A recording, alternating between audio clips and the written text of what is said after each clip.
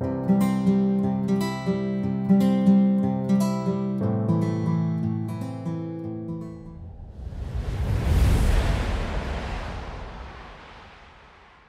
के नाम की महिमा हो। फिर से एक और बार परमेश्वर के चरणों पर इस प्रकार वचन के साथ आने के लिए प्रभु ने हमारे जीवन में दिया हुआ सुंदर अवसर के लिए मैं प्रभु को धन्यवाद देता हूँ। आज हमारा 18वां क्लास है। Praise Lord. पिछले और 17 हफ्ता प्रभु हमारे साथ रहा और प्रभु का वचन सीखने के लिए प्रभु ने हमारी सहायता किया। मैं प्रभु को धन्यवाद देता हूँ। आज हम प्रकाशित वाक्य पुस्तक का 9वां अध्याय का आखिरी भाग को हम मनन करेंगे। पिछले हफ्ते हमने प्रकाशित वाक्य पुस्तक का 9वां अध्याय का 1 से लेकर 12वां आयत तक हमने मनन किया। वहां पे हमने देखा जब आधा कुंड को खोला, वहां से धुआं निकला और वहां से टिड्डियां निकला। उनको 5 महीने तक पृथ्वी पर जो मनुष्य रहेंगे उनको सताने के लिए अधिकार मिला था। उसके बारे में पिछले हफ्ते हमने देखा। और 8वां अध्याय का आखिरी पद में हमने आने वाले 3 तुर्कियों के बारे में हाय हाय हाय देखा। उसमें से पहला हाय या पगला कष्ट, जो पगला तुर्की के बारे में हमने पिछले हफ्ते हमने देखा, जो 5वां तुर्की था। आज हमें 6वां तुर्की के बारे में अब देखेंगे।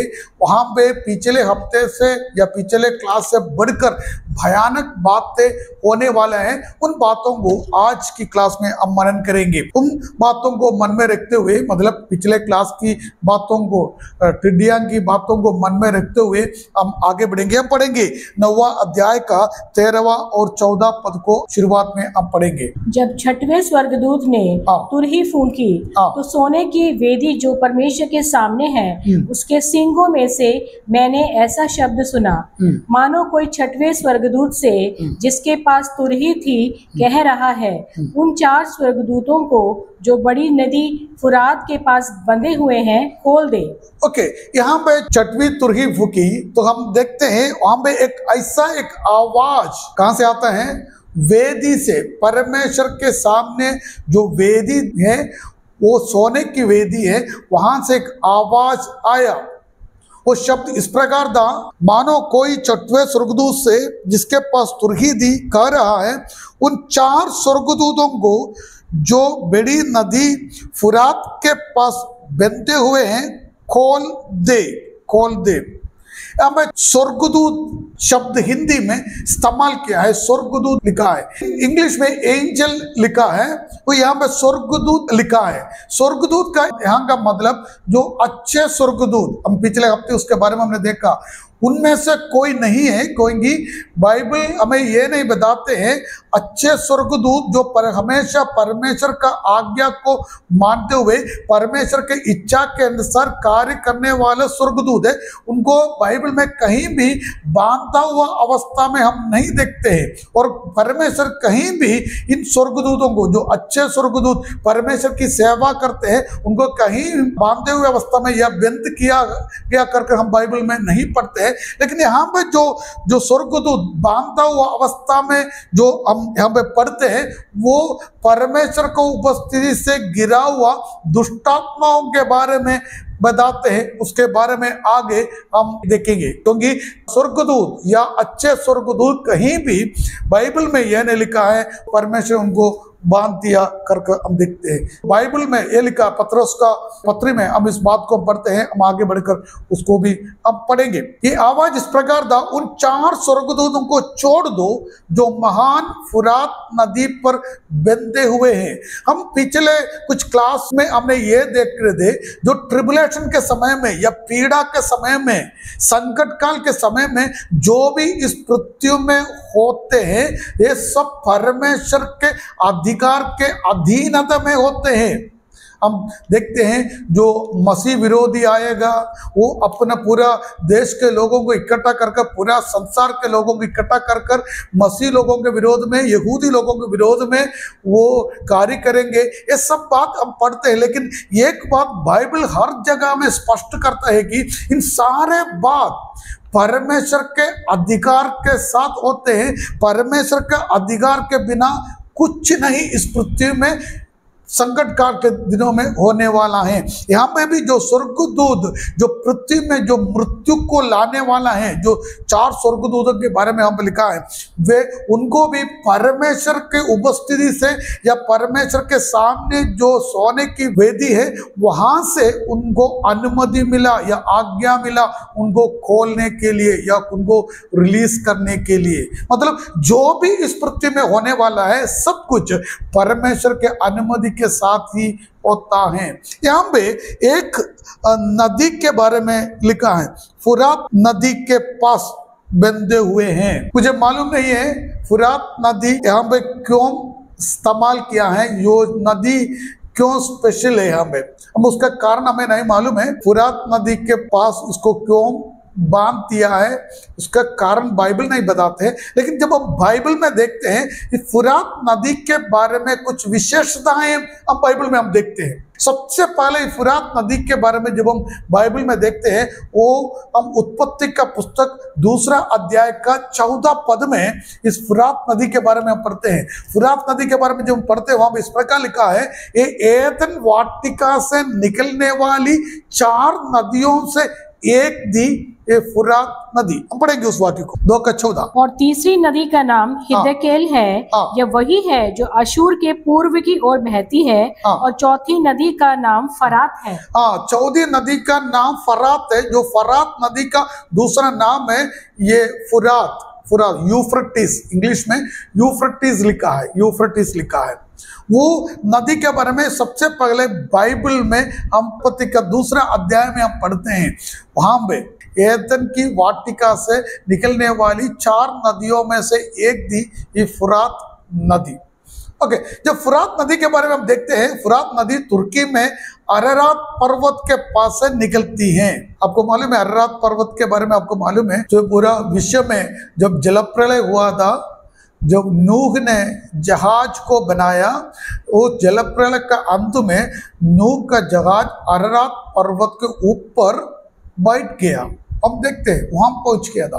उस पर्वत के पास से निकलती हैं और लगभग 1700 मील बहकर फारस की घाटी में मिलती है। आपको मालूम है जो पर्शियन गल्फ, इंग्लिश में उस महासागर का नाम है पर्शियन गल्फ, समुद्र है, समुद्र का नाम है फारस की घाटी, हिंदी में कहते हैं, इंग्लिश में पर्शियन गल्फ में मिलती हैं।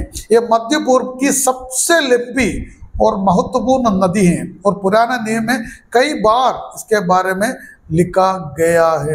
जब हम इसके बारे में हम और देखते हैं फुरात नदी के बारे में, जो उसका जो इतिहास और उसका धार्मिक घटनाओं के बारे में हम देखते हैं, इस प्रकार हम देखते हैं कि फुरात नदी के पास ही सबसे पहला पाप का शुरुआत हुआ। सबसे पहला पाप का शुरुआत आदम और हव्वा परमेश्वर के उपस्थिति में जब पाप किया वो आदन वाटिका में था। वो फुरात नदी के पास में सबसे पहला पाप हुआ या पाप की शुरुआत वहां पे हुआ इस पृथ्वी में। दूसरा, पहली झूठ जो बोल गई वो भी एक नदी के किनारे में था, वो भी हमें मालूम है, वो भी आदन वाटिका में था। और तीसरा, जब पहला हत्या हमें मालूम है काइन ने हाबिल को मार डाला, वो भी ये फुरात नदी के पास में ही था। चौथी बात हम सब जानते हैं, जब हम बाइबल पढ़ते हैं, बाबेल का गुम्मट, बबूल कहते हैं, गुम्मट इस नदी के किनारे में बनाया गया था। जो झूठे धर्म का स्रोत वहां से शुरू हो गया था, वो वहां से जो झूठे धर्म पूरा दुनिया में फैल गया। मतलब धार्मिक रीति से देखने से भी कुछ विशेषताएं इस फुरात नदी को है। और आगे हम देखते हैं जब परमेश्वर ने अब्राहम को और उनके वंश को देश वायदा किया, वहां पे भी हम पढ़ते हैं उत्पत्ति का पुस्तक 15 अध्याय का 18वां पद में दोनों नदी के बीच का जो देश के बारे में वहां पे हम देखते हैं। फुरात नदी वाजा भूमि की पूर्व सीमा में है। पढ़ेंगे उत्पत्ति 15 का 18। इसी दिन यहोवा ने अब्राम के साथ ये वाचा बांधी, मिस्र के महानद से लेकर परात नामक बड़े नद तक जितना देश है, अर्थात केनियों, कनिजियों, कदमनियों, हित्तियों, परिज्जियों, रपाइयों, एमोरियों, कनानियों, गिरगिशियों और यबूसियों का देश मैंने तेरे वंश को दिया है। वहां पर भी हम देखते हैं जब परमेश्वर ने अब्राहम और उनके वंश को जो वायदा किया, तो वो इस नदी के किनारे की भूमि को परमेश्वर ने वायदा किया, जो आज इसराइल कहते हैं। राजा दाऊद और राजा सुलेमान के समय में इसराइल का जो प्रभाव फुरात तक फैला हुआ था करके बाइबल में पढ़ते हैं।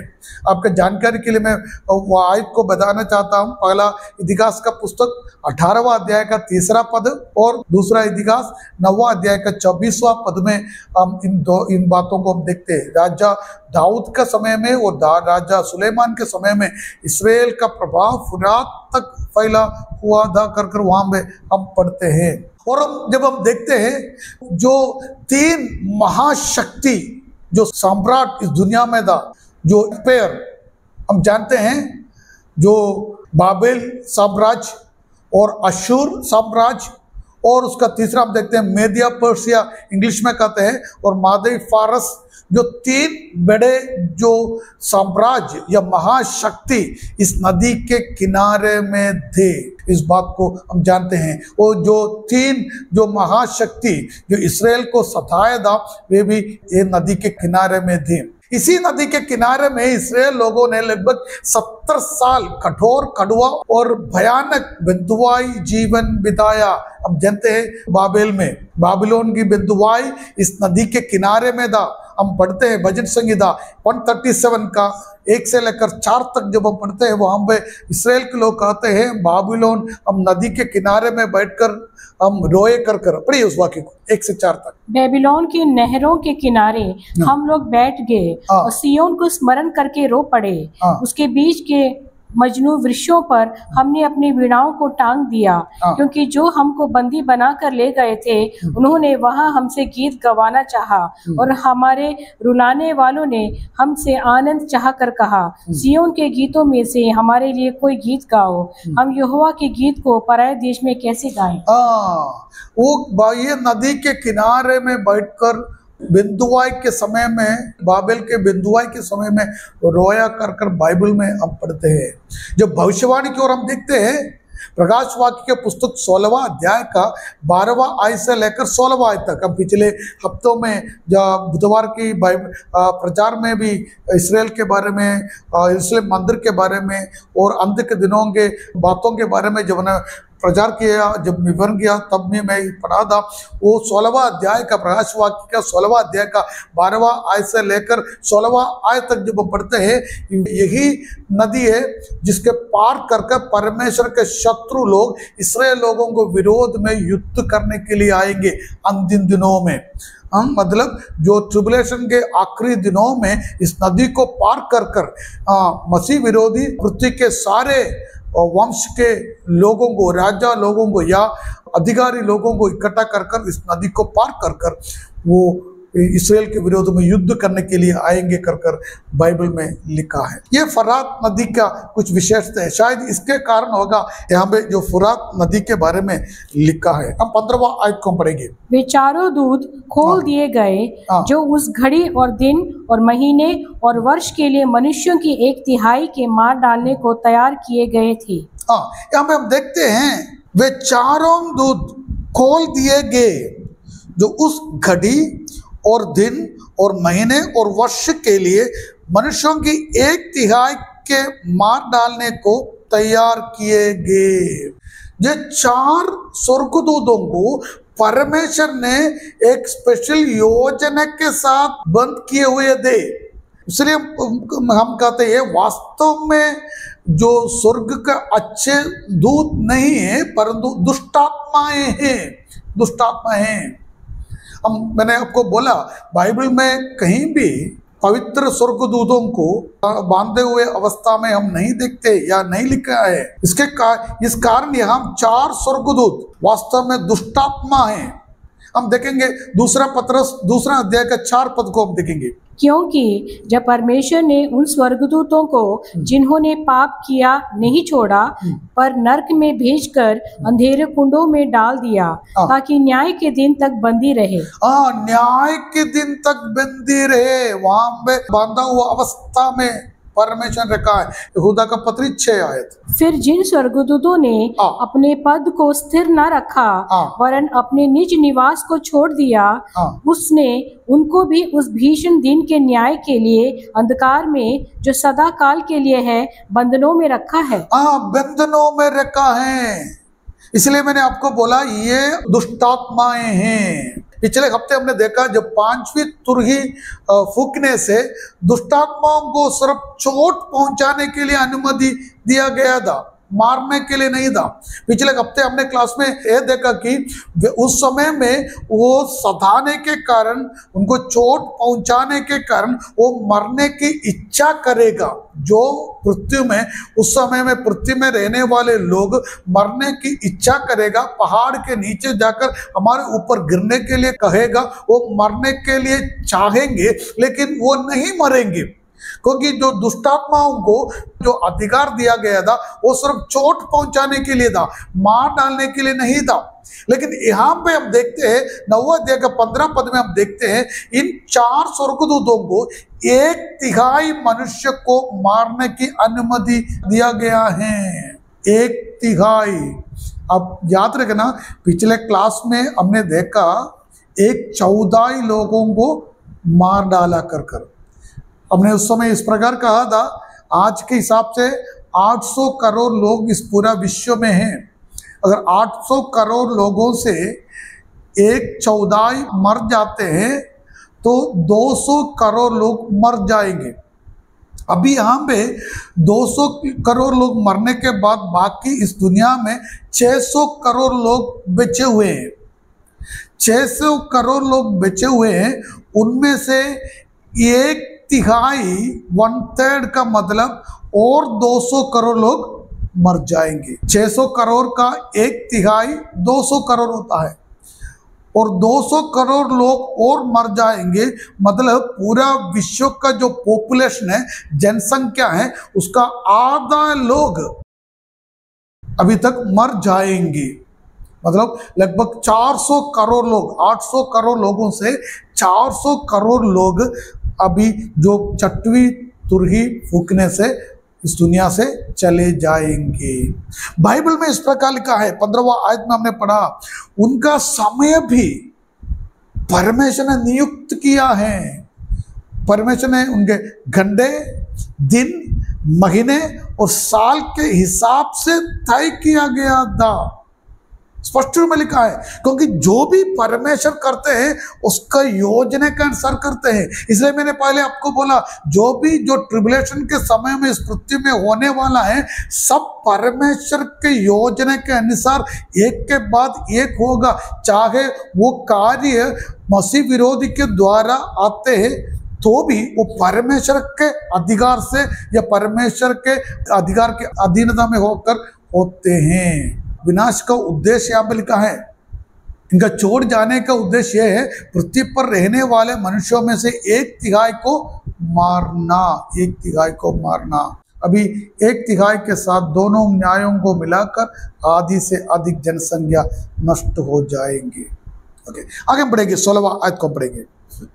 उनकी फौज के सवारों की गिनती 20 करोड़ थी।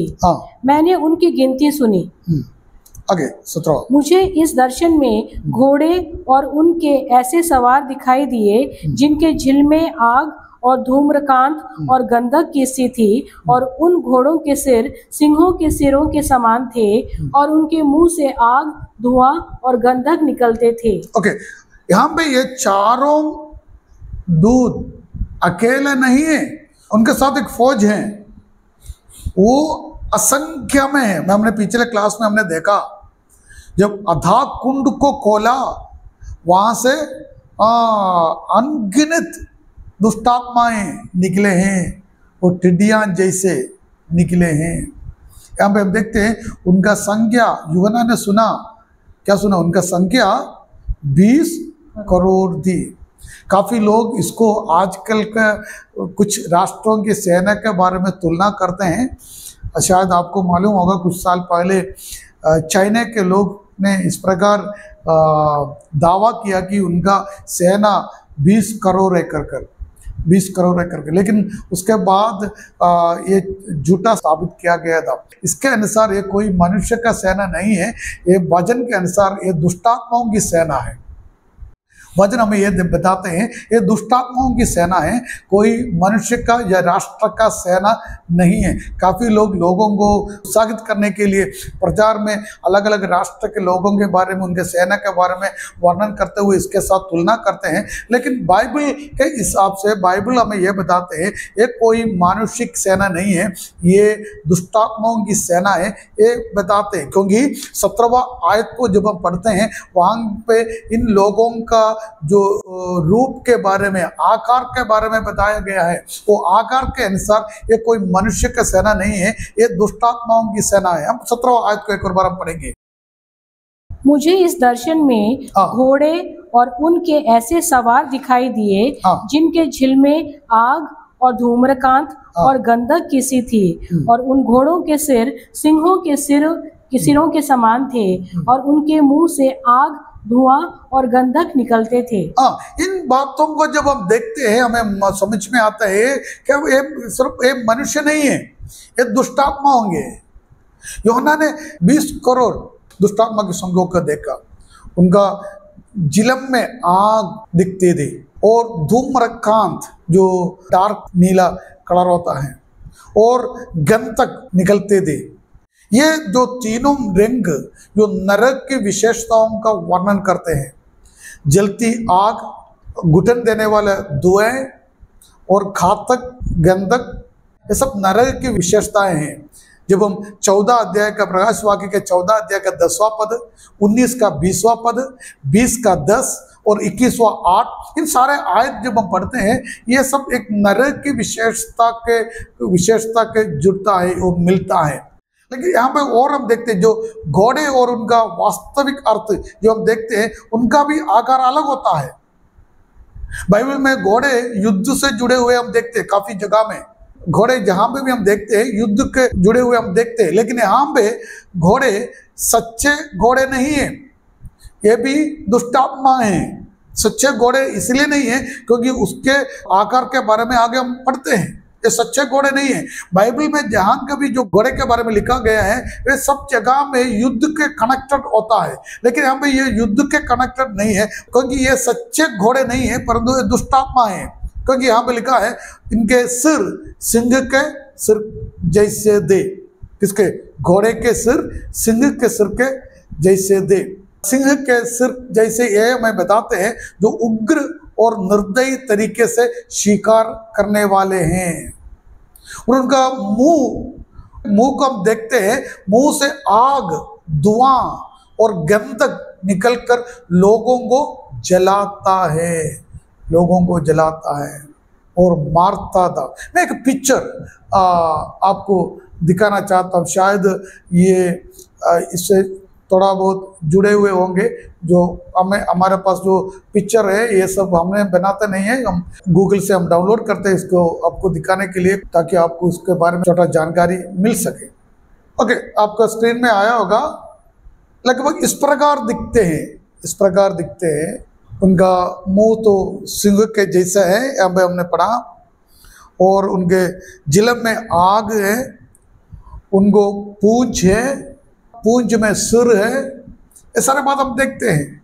शायद इस प्रकार दिखने वाले होंगे जो घोड़े यहाँ पे वर्णित किया गया है। ओके, हम आगे बढ़ेंगे। ओके, हमने उसको देखा, उसका मुंह से आग, धुआं और गंधक निकलते हैं, और पूंछ सांप जैसे हैं, यहाँ पे लिखा है पूंछ सांप जैसे हैं जिनके सिर होते हैं और वे जहर से हानि पहुंचाती हैं। मतलब एक हमारा सोच से बाहर और किसी भी व्यक्ति का सोच से बाहर भयानक अवस्था होंगे। 18 पद में पढ़ते हैं, पढ़िए उसको। इन तीनों महामारियों अर्थात आग और धुएं और गंधक से जो उनके मुंह से निकलते थे मनुष्यों की 1/3 मार डाली गई। ओके, यहाँ पे लिखा है आग से जलाना, धुएं से घुटाना, गंधक से मारना। गंधक के बारे में मालूम है, जो सल्फर होता है, अगर उसके बारे में जब हम सल्फर और गंधक के बारे में जब कहते हैं, सबसे पहले हमारे मन में क्या आता है? सोदोम गोमोरा के बारे में हम देखते हैं। आज उसका नाम है, सोदोम गोमोरा का जो जगह है उसका नाम है मृद सागर। वहाँ पे कोई प्राणी और जीने वाली वो प्राणी कभी उस पानी में नहीं रहता है। अभी भी वो सल्फर जो गंधक उसमें भरा हुआ है, उसके चारों तरफ भरा हुआ है। एक पूरा एक शहर गंधक के कारण भस्म हो गया है, भस्म हो गया है एक ही जगह में गिरने से।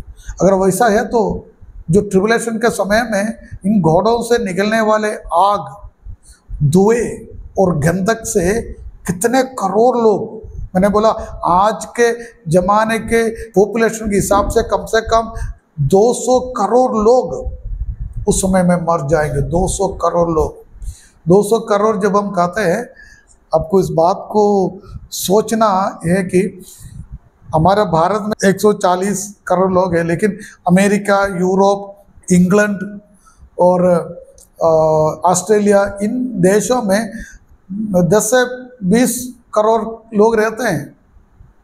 ऐसे बहुत सारे देश है, राष्ट्र है जिसमें 10 करोड़ से कम लोग रहते हैं।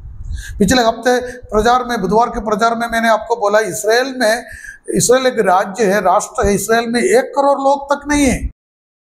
इसराइल राष्ट्र में 1 करोड़ लोग तक नहीं है। ऐसे काफी राष्ट्र इस दुनिया में है जहां 1 करोड़ लोग तक नहीं है। ऐसा काफी राष्ट्र इस दुनिया में जहां पे मैक्सिमम 10 करोड़ लोग रहते हैं। बहुत कम देश है जहां पे 20 करोड़ से ज्यादा लोग रहते हैं। 20 करोड़ से ज्यादा लोग रहने वाले बहुत कम राष्ट्र हैं हमारा दुनिया में। तो उसमें से अगर 200 करोड़ लोगों का मृत्यु होते हैं, उसका मतलब जो आने वाला जो कष्ट और जो सताव, जो पीड़ा कितना भयानक होगा, इस बात को हम समझना बहुत जरूरी है, बहुत जरूरी है। आगे हम जाएंगे, 1900 पद को पढ़ेंगे। क्योंकि उन घोड़ों की सामर्थ उनके मुंह और उनकी पूंछों में थी, इसलिए कि उनकी पूंछें सांपों जैसे थी और उन पूंछों के सिर भी थे और इन्हीं से वे पीड़ा पहुंचाते थे। मैंने इसलिए बोला वो घोड़े नहीं है, क्योंकि घोड़ों की सामर्थ उनके मुंह और उनके पूंछों में नहीं है। घोड़ों की सामर्थ उनके मुंह और उनके पूंछों में नहीं है। पर कहाँ हमें मालूम है, हम हमेशा कहते हैं हॉर्स पावर। हमारे बोरवेल में मोटर लगाते हैं, वो मोटर हमारा मकान का ऊंचाई कितना है उसके हिसाब से हॉर्स पावर का मोटर लगाते हैं। मतलब जो हॉर्स पावर हम जो कहते हैं उसका पैरों में है, उसका सामर्थ। घोड़ों का सामर्थ उनका पैरों में है। लेकिन यहाँ पे जो घोड़ों के बारे में बताए हैं उनका सामर्थ मुंह और पूंछों में है। इसलिए मैंने बोला वो एक साधारण घोड़े नहीं है, परंतु ये दुष्टात्मा है, अलग अलग रूप में उस समय में प्रकट होगा। मृत्यु में रहने वाले लोगों को पीड़ा देने के लिए और उनको सताने के लिए अलग अलग रूप में आने वाला है। और यहाँ पे इस प्रकार लिखा है, उनको पूंछ था, उनके पूंछ में सिर था। ये सारे बात हम देखते हैं, ये सब हमें बताते हैं कि वो एक साधारण घोड़े नहीं है। 20 और 21 पद में हम इस प्रकार पढ़ते हैं, इतना सारे भयानक पीड़ा कष्टता अनुभव करने के बाद भी लोग मन फिराने के लिए तैयार नहीं है। हम पढ़ेंगे 20 और 21 पद। बाकी मनुष्य ने जो उन मरियों से ना मरे थे अपने हाथों के कामों से मन न फिराया कि दुष्टात्माओं की और सोने और चांदी और पीतल और पत्थर और काठ की मूर्तियों की पूजा ना करे, जो ना देख ना सुन ना चल सकती हैं, और जो खून और टोना और व्यभिचार और चोरी उन्होंने की थी उनसे मन ना फिराया। ओके, यहाँ पे लिखा है जो लोग 1/3 लोग, लगभग 200 करोड़ लोग मरने के बाद भी जो लोग बचे हुए हैं इस पृथ्वी में, वे मन फिराने के लिए तैयार नहीं है। क्यों? उसका कारण यही है, ये पीड़ा या इस न्याय का उद्देश्य मन फिराने के लिए नहीं है, परंतु उनका बल्कि पाप के दंड के रूप में दुष्टों को मारने के लिए है। मन फिराने के लिए नहीं है, उनका पाप का दंड के रूप में उनको कष्टदा दिया गया है। उसका मतलब यह है कि पीड़ा के कारण कोई मन नहीं फिराएगा। जितना भी ज्यादा पीड़ा दे दो, लोग मन नहीं फिराएगा, ये लिखा है।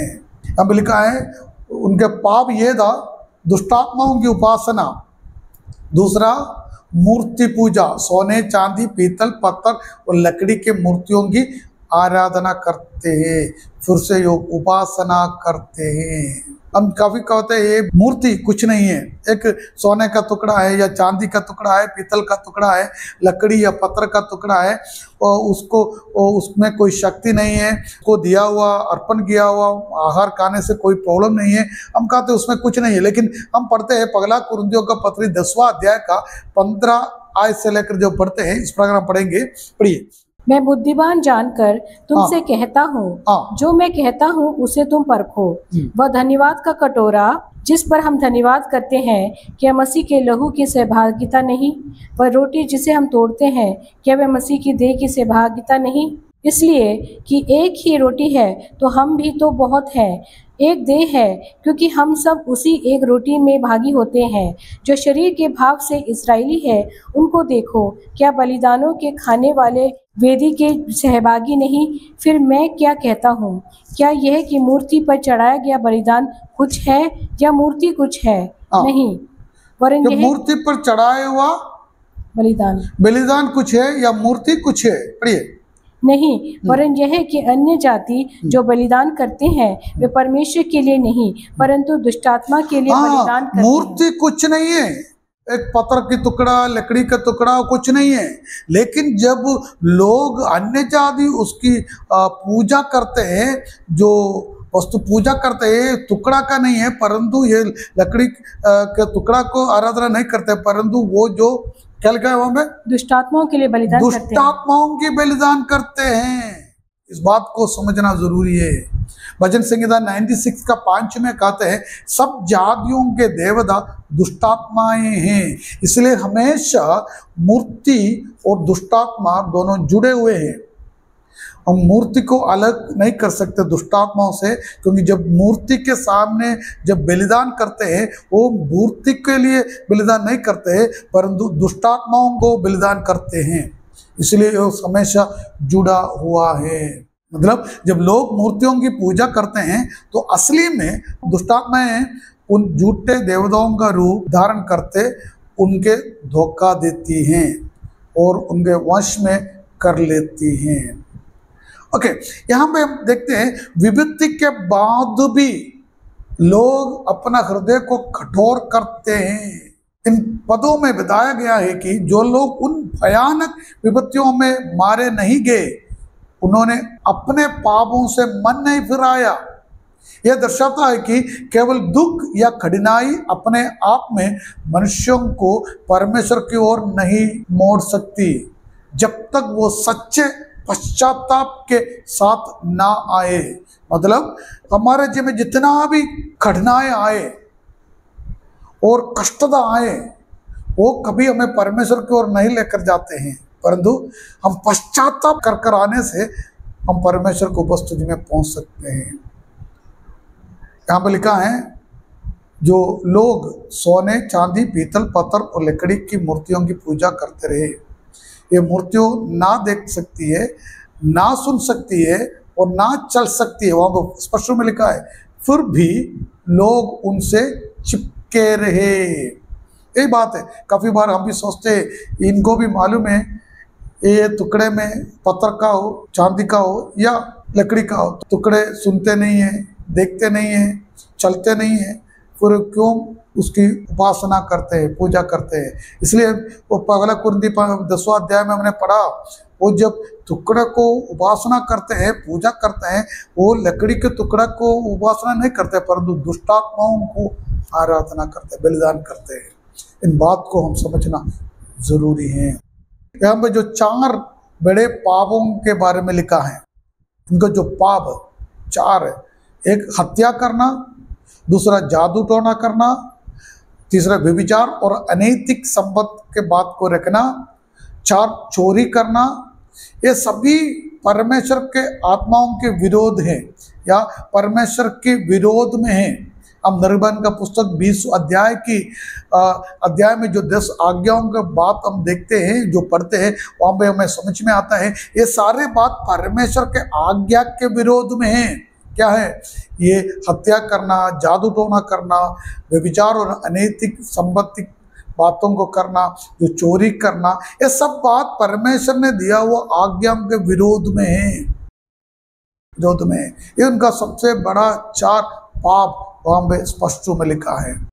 और पश्चाताप का अभाव हम देखते हैं, ये बहुत बड़ा एक आत्मिक खतरा है।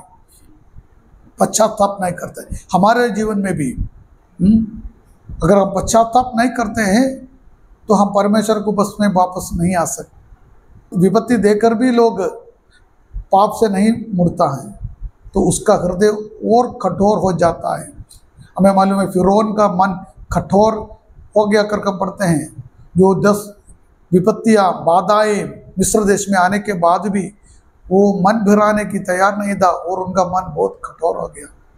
ये हमें ये सिखाता है कि 6वीं तुरही के जो अंतिम बातें और जब 9वां अध्याय का अंतिम आयतें हमें ये दिखाते हैं, केवल न्याय या विपत्ति हृदय को नहीं बदलते हैं बल्कि पवित्र आत्मा के कार्य से सच्चा परिवर्तन होता है।